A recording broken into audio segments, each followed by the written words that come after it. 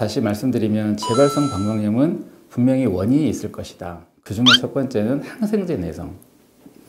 그리고 이제 간혹 보면 오시는 환자분들 중에 이제 남아있는 약을 드시고 오시잖아요. 그러면은 균 검사를 하면 균이 안 나옵니다.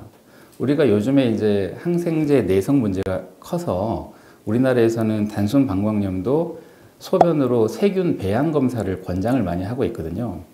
그러면 이제 원균이 나오고 그 원인균이 나오면 어떤 항생제가 잘 듣는지, 어떤 항생제가 내성이 있는지를 알 수가 있는데, 이 소변 세균 배양 검사를 이제 합니다. 그러면 어떤 분들은 균이 딱 나와주고 그 결과가 약이 잘 듣고 안 듣고가 나오면 치료가 오히려 쉬워지는데, 이 재발성 방광염 환자분들은 앞에서 말씀드린 그런 특징 때문에 남아있는 약을 드시고 오신다든가 그런 경우에는 균이 억제가 돼서 수가 줄어버려 가지고 배양검사에서 균이 안 나옵니다.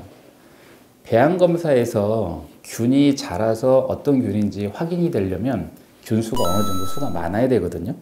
그런데 이제 재발성 방광염 환자분들이 세균이 완전히 없어지지 않고 조금 남아있는 경우, 또 오기 전에 항생제를 한두 번 먹고 오시는 경우, 이런 경우에는 균수가 억제가 되어버리기 때문에 원인균을 찾을 수가 없습니다.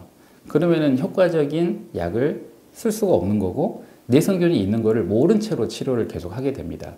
이게 치료를 제대로 못하고 자꾸 재발성 방광염을 일으키는 두 번째 큰 이유가 될 수가 있습니다.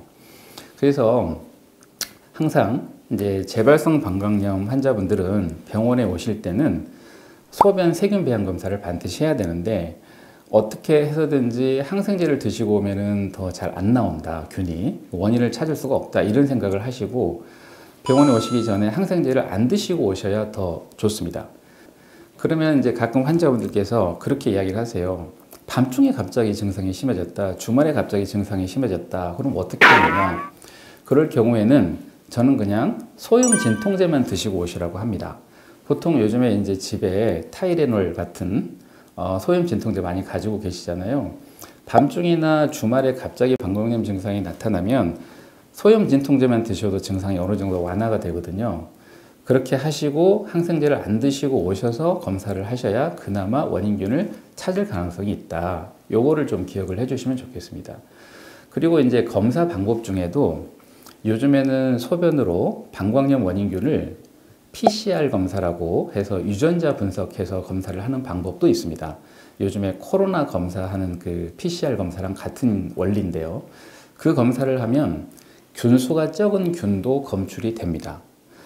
대신에 항생제 내성은 안 나오거든요. 그렇지만 재발성 방광염 환자분들은 그런 검사를 통해서 아주 적은 수지만 숨어있는 균을 찾는 것도 치료에 도움이 되기도 합니다. 일부에서는 균수가 적은 경우에는 무시를 하라고 합니다. 그런 경우에는 치료를 안 하는 게 일반적인데, 단순 방광염 환자가 아닌 재발성 방광염 환자에서는 균수가 적은 균도 충분히 의미가 있을 수 있다는 겁니다. 그래서 이제 그런 검사를 해서 원인을 찾기도 합니다. 그 다음에 재발성 방광염 환자분 중에는 정말 단순 방광염이 자주 생기는 분들도 있습니다. 그런데 실제로 환자를 이제 보다 보면 몇 년간 지속이 되잖아요, 이런 상황이. 그러면 만성 방광염이 오는 경우가 상당히 많습니다. 저는 이제 재발성 방광염 환자를 방광 내시경 검사를 많이 하는 편인데요.